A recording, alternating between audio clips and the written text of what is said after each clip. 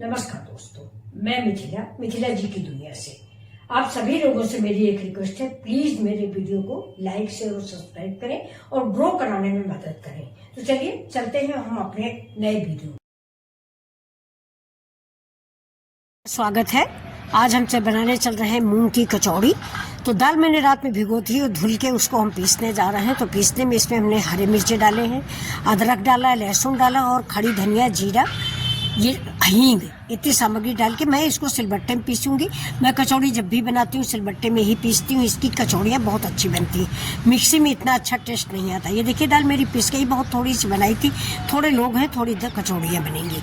अब इसके साथ खाने के लिए मैंने टमाटर की चटनी पीसी। ये हरे टमाटर की चटनी है दोस्तों, कच्चा टमाटर है और उसमें हरी धनिया, हरा मिर्चा, लहसुन के पत्ते, अदरक और लहसुन, ये सिर्फ इतना आइटम डाला है मैंने इस टमाटर की चटनी में। अब देखिए इधर हम अपनी रेसिपी की तरफ बढ़ते हैं। मैंने भगोने में 1 कटोरी नाप के पानी चढ़ा दिया है। नाप का आप दोस्तों जरूर ध्यान रखिए। इसमें पानी में मैंने नमक डाला है और हल्दी डाल दिया है और इस पानी को खौलने देते हैं। ये पानी जैसे खौल जाएगा उसमें हम आगे ये बाजरे के आटे की आज हम दोस्तों कचौड़ी बनाने जा रहे हैं। तो ये मेरा बाजरे का आटा है। ये गर्म पानी में जितना मैंने पानी गरमाया है उतना ही मेरा कटोरी भर आटा है। और ये देखिए, और जैसे ही पानी खोल गया बाजरे का आटा डालते हैं, मैंने गैस बंद कर दिया है। इसको उतार के ढक के एक साइड में रख देंगे। इधर मैंने चढ़ा दिया है अपनी कढ़ाई, क्योंकि मुझे इस दाल को फ्राई करना है। तो मुझे कचौड़ियाँ आज दोस्तों ऐसी बनानी है कि 8 दिन 10 दिन आप रख लो, कहीं जाएँ, घूम नहाने जाएँ, ट्रेवल पे जाएँ, तो इन कचौड़ियों को आप साथ में ले जा सकते हैं। ऐसे ही आप गेहूँ की भी कचौड़ी बना सकते हैं अगर आपको बाजरे की कचौड़ी नहीं पसंद। गेहूँ के आटा लेकिन जाड़ा है, इसलिए मैंने आज बाजरे की कचौड़ी बनाई है। गेहूं के आटे से ज़्यादा अच्छी लगेंगी, देखने में भले नहीं अच्छी लगेंगी। अभी देखिए मैंने धनिया, जीरा दरदरा कूट लिया है। ये देखिए जीरा डाल दिया है, धनिया डाल दिया है और सबको मैंने दरदरा कूट लिया है। दरदरा कूट लेंगे और इसके बाद इस दाल को हम डाल देंगे। इसमें हींग मैंने साथ में पीस ली थी, आपने दोस्तों देखा होगा। अब इस दाल को हम इतना भूनेंगे कि इसमें से बहुत सौंधी सौंधी सी खुशबू आने लगेगी। तब तक हम इस दाल को भूनते रहेंगे। देखिए अब हरा मिर्चा भी मैंने डाल दिया है। ये चाट मसाला थोड़ा सा डाल दिया है। चाट मसाला से हमारी कचौड़ियों का टेस्ट और भी बढ़ जाएगा।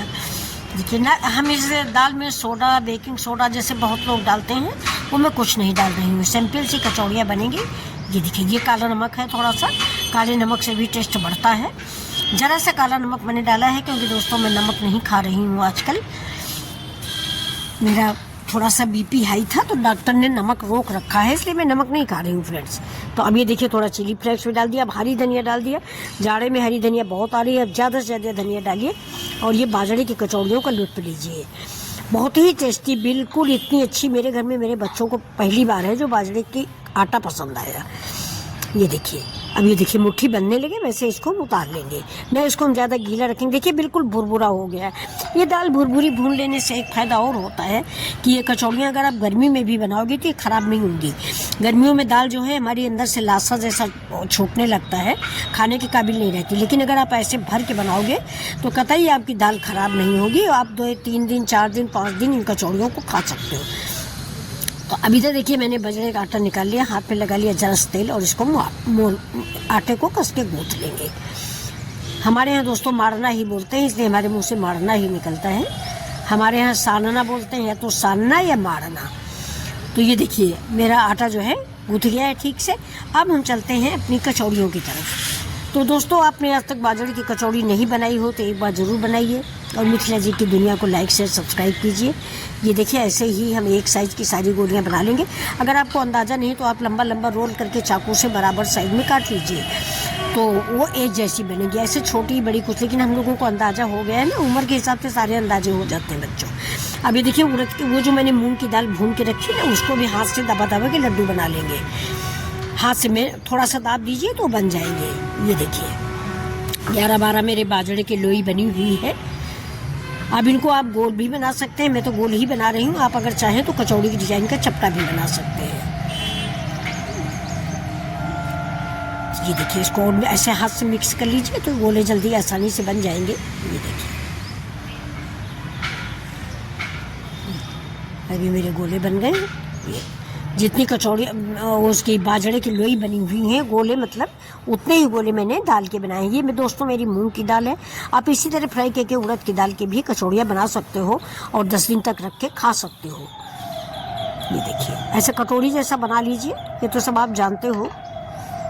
ये देखिए अब इस कचौड़ी के अंदर इस दाल की गोली को हम रख के पैक कर देंगे। ये देखिए इसके अंदर पैक कर दिए हैं।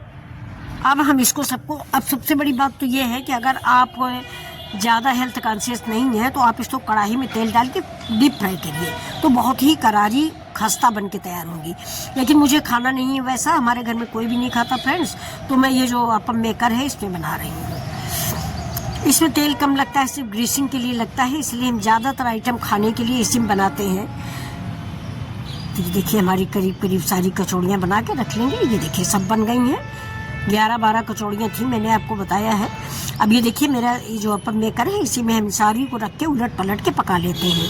अगर आपको मैंने बताया, अगर आप चाहें तो आप इसको डीप फ्राई भी कर सकते हैं। अच्छी डीप फ्राई में बहुत लगती हैं, पहले हम लोग डीप फ्राई करके ही बनाते थे, लेकिन अब थोड़ा तेल से परहेज हो गया तो थोड़ा तेल से बचते हैं।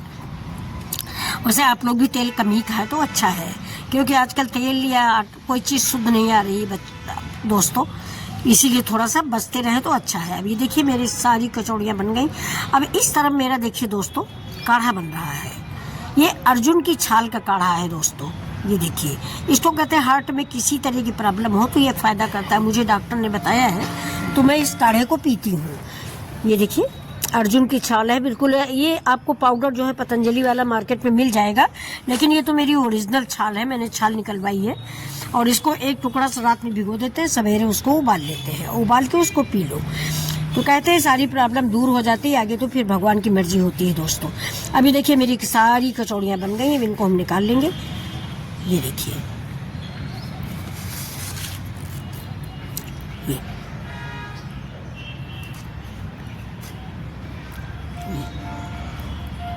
तो ये आपको कचौड़ियाँ कैसी लग रही हैं ज़रूर बताइए।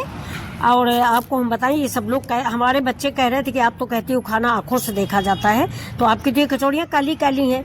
हमने कहा काली हैं तो क्या हुआ, फ़ायदेमंद है ना, हेल्दी है और इजी एंड क्विक रेसिपी है। काले होने से क्या होता है, हेल्दी रेसिपी है जो हमारे स्वास्थ्य के लिए, हमारे बच्चों के लिए फ़ायदेमंद है। तो आप लोगों को दोस्तों ये रेसिपी कैसी लगी, अगर पसंद आई हो तो लाइक से सब्सक्राइब करना ना भूलें। ये देखिए ये भारा वाला मेरा मिर्चा है, जाड़े में मैं दोस्तों ये मिर्चा ज़रूर बनाती हूँ, लाल भी आता है हरा भी आता है, मैं बहुत बनाती हूँ। ये देखिए इसकी कचौड़ी मैंने फोड़ के दिखाई। अब ये टमाटर की, कच्चे टमाटर की चटनी के साथ खाइए। ये देखिए बहुत ही स्वादिष्ट रेसिपी बनके तैयार हुई है, इसको आप 3 दिन रख के खा सकते हैं, ख़राब नहीं होगी। तो नमस्कार दोस्तों, फिर मिलते हैं अगले वीडियो में।